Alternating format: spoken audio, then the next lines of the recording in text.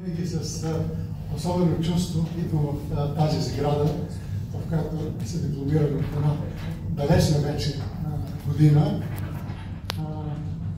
Докладът, който аз ще ви представя, се казва основните достижения в изследването на рисковете на глобално, регионално и национално ниво.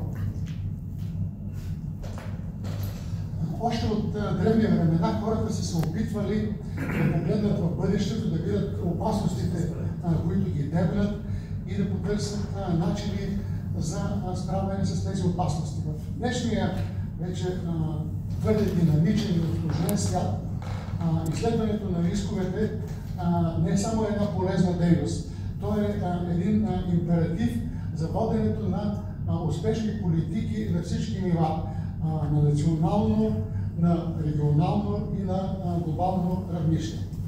Предполагам, че всеки от вас може да изброи редица причини, заради които трябва да се изследват рисковете в съвременния свят.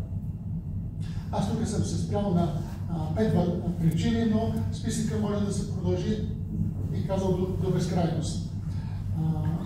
Първо, глобалните взаимовръзки в света, особено в края на 20 и вече през 21 век, са силно усложнени. Светът стана все повече взаимно зависим.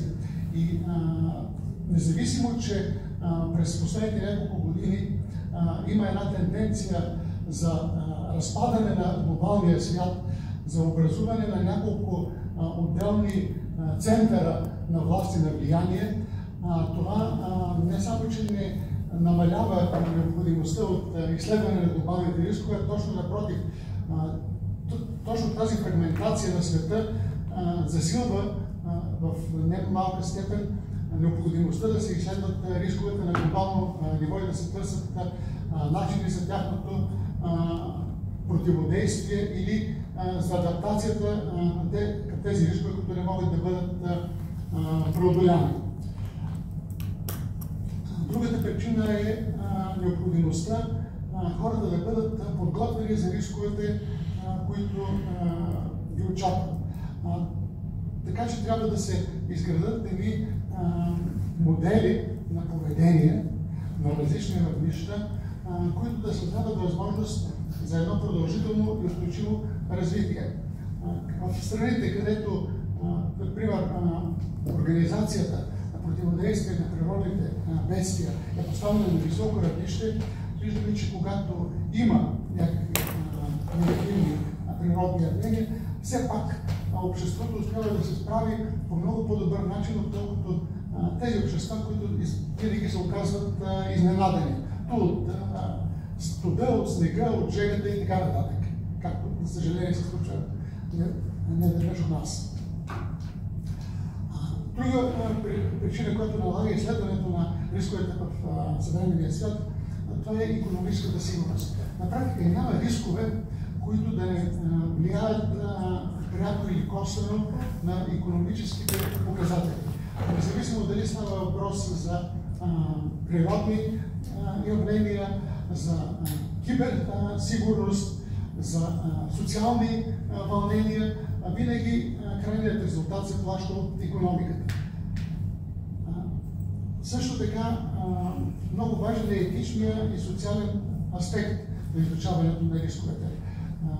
Ние, каквото и да правим, все пак, като разумни човешки същества, трябва да оставим на следващите поколения един по-добър свят, а не да похарчим по един неразумен начин ресурсите, които ще бъдат необходими именно за живота и за развитието на бъдещите поколения.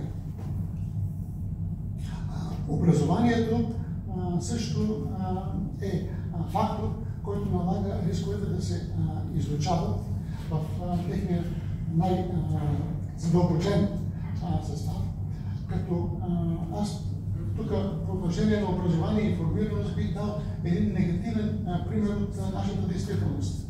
Виждаме, че от година на година природните бедствия, поради климатичните промени и поради нехайството на хората, стават все по-тежки. На този фон застрахователното покритие в България остава на едно изключително ниско равнище. И се налага при всяко бедствие държавата да се изявява в ролята на, бих казал, кредитор, застраховател от последна инстанция. Ето тук, примерно, е една неизползвана възможност за информационни кампании, които да обяснят и да покажат на хората, че светът се е променил до такава степен, че ние трябва да се застраховаме спрямо рисковете, които можем да очакваме в бъдеще. В света има много организации, които се занимават с изследване на рисковете. Две от тях са водещи именно по отношение на глобалното изследване на рисковете. Това са Световният икономически форум и Global Challenges Foundation. Те са двете организации, които изследват рисковете комплексно в всички възможни направления и търсейки тяхната взаимна връзка и обусловеност. Световният икономически форум вече 20 години подготвя така наречения Global Risk Report.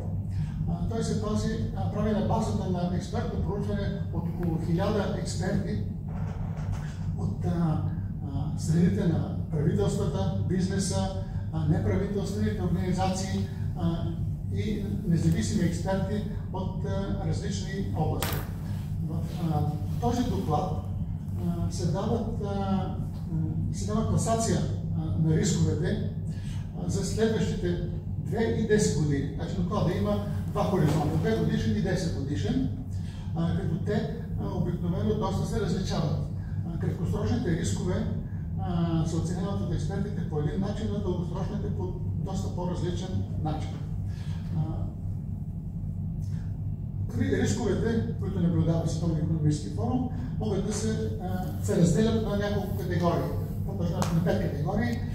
Това са социални, икономически, рискове свързани с природната среда, технологични и геополитически. Като вече всяка от тази категория е разбита на конкретни рискове. Общо 33 риска са предмет на тази класация.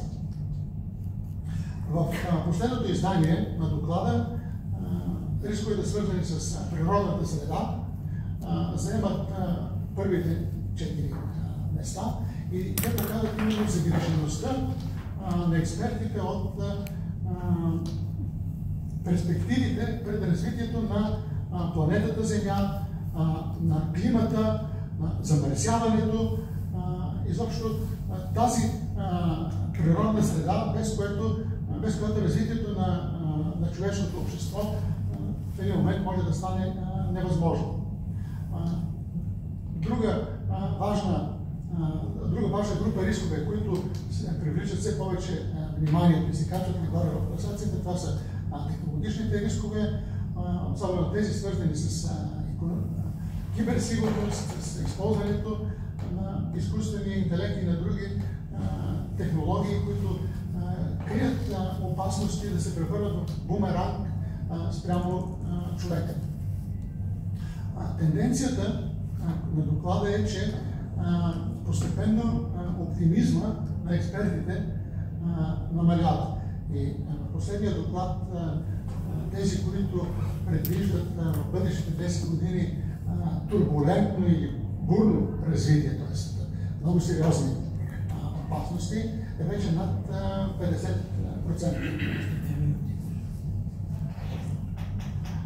Другата организация, както казах, Global Challenges Foundation, тя изследва, до голяма степен се припокриват рисковете, които изследва, но нейните доклади се наричат глобални катастрофални рискове. Тоест, те наблягат на рисковете, които могат да причинят катастрофа пред човешката цивилизация. И има много организации, които вече изследват по сектори рисковете. Това са климатични и екологични рискове. Междуправителствения панел по изменение на климата, Световна метеорологична организация, службата на ООН за намаляване на риска от бедствия, здравните и биологични рискове естествено са приоритет на Световната здравна организация, Центъра за здравна сигурност към университета Джон Хопкинс, на авторитетната организация по отношение на геополитически и военни рискове Международния институт за стратегически изследвания в Лондон. Икономическите и социални рискове се изследват от много организации. Тук бихме откроили две. Everstream Analytics, които се занимават специално с рисковете пред световните вериги за доставки, SP Global Marketplace, които правят оценка на икономическата среда в държавите по света. Киберрисковете на европейско равнище се разглеждат от Агенцията на Европейския съюз за киберсигурност. По отношение на България, както каза и професор Борисов, ние нямаме такъв документ и такива анализи, които да изследват всички рискове през страната в никакъв план, нито краткосрочен, нито по-дългосрочен, които да обхващат взаимната връзка и зависимост на рисковете. Министерският съвет е най-висшият орган, който би трябвало да наблюдава и да предвижда да взема мерки по отношение на рисковете през страната, но там имаме една програма за противодействие на риска от бедствия, но не и от всички възможни рискове, така както се изследват от международните организации, които вече споменах. И по секторно пожарна безопасност, обществено здраве и така нататък вече разглеждат рискове съответно според техния предмет на дейност.